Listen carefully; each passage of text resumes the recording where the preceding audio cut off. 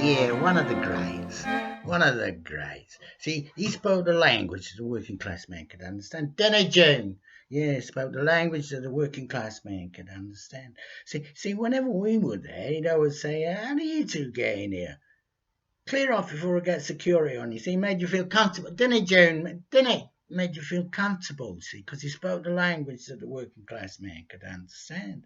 I mean, one time we was in his garden. We had a friend with us. We was in his garden, and he said, "How do you three get in here?" He said, "And who are you? Where are you from? Bongo land?" I said, "No, Your Honour." I said, "No, Your Honour. He's from Wales. He's from Tiger Bay." He said, "Well, I don't care where you're from. Bugger up before I turn the guns on you." So he spoke the language the working class man could understand. A great sense of humour as well. Great sense of humour. I mean, me and June were on the driveway one time, and he drove his car full speed, 100 miles an hour straight out. Didn't you, June?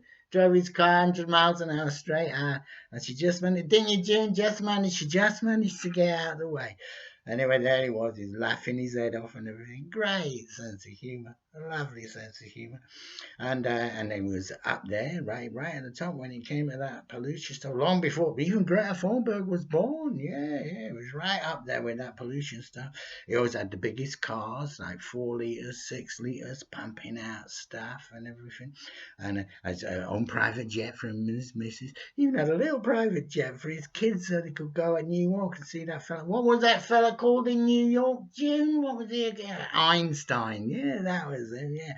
So they could go over there, and he liked to give his kids a rounded education, And they had a yacht for years, him and his missus, pumping out black smoke all over the place. Yeah, it was right up there with the pollution stuff, long before Greta Thunberg ever thought about polluting. Yeah.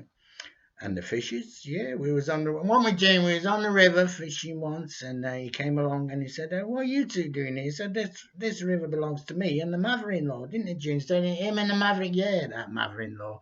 Well, she's a lovely old lady, wasn't she? Yeah, God bless her. Yeah.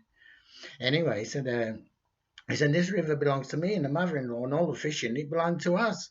To clear off, See, so he was right up there before anyone else thought about it. That fish conservation stuff, yeah, and the animals, yeah. Never stop thinking about the animals ever, yeah. Well, he shot thousands of them, didn't he? Yeah.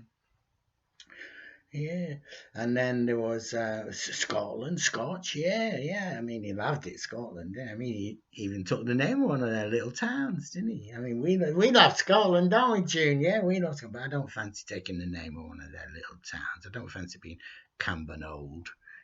I mean, she'd love it being Lady Cumbernauld. I mean, what's that cousin that you ate? What's she called? Tracy, that's it. Yeah. I mean, she'd love it, Lady Cumbernauld, and her cousin Tracy having to stand behind her holding the flowers and all that. She'd love all that. She really would. Yeah. And then there was but some of them Scotch, some of them Scotch, they don't want to be English anymore, do they? I mean, it's all. Not wanting to be European foreign anymore. Just in it, June. Just ask anyone down the pub. No one wants to be a foreign European anymore. No. I mean, but not wanting to be English. That's like denying your heritage, isn't it? Yeah. I mean, we still love Scotland, don't we, Jim? We still love Scotland. Not that we've ever been there, but we've seen the photographs of them standing in front of their little houses with the kilts on the grass roofs and everything. We call them don't we, Jim? Call them noble savages. Yeah, noble savages. We call them. I mean, that's quite honourable. I mean, the children won't take offence. That's quite honourable, isn't it? Being a noble savage. Yeah. And then there's them awards. Yeah, I got a bronze medal in them awards. I did. Yeah. See, that gave me the confidence, gave me the working class man ambition to go for a job like his. Standing about, sitting about, chatting, doing nothing. I mean, that's a dream, isn't it, June? It's a dream job for a working class man. That is. I mean, June, isn't it? Just ask anyone down the pub, and they'll tell you, sitting about, standing about, chatting to folk and doing nothing. I mean, that's the dream job for any working class man. That is, yeah. Anyway, I wrote hundreds of letters. Didn't I, June? I wrote hundreds of letters off for those sort of jobs. Never got any of them, no. Still, I ain't got the contacts that he's got, have I? Not that I hold it against him, But she'd have loved it. She'd have loved it. When it June, she'd have loved it if I'd have got one of them standing about, sitting about, chatting, doing nothing jobs, and me having to stand 3 yards away. Wouldn't you, Jean? Me having to stand 3 yards behind her. Yeah, she'd love all that. Yeah, you bet she would. Yeah, yeah. And then he was a member of them Freemasons, wasn't he? Yeah. I mean, who'd have thought? Who'd have thought that? I mean, you wouldn't have thought it, would you, Junior? You'd never thought that he'd have been a bricklayer, would you? Yeah. Still, the secrets that these people keep, you never know, dear. I mean, the things they've done and kept secret, you never know, dear. Never know. So it's one of the great. Speaks the language that the working class man can understand. Yeah, one of the greats. Wonderful man. One of the greats.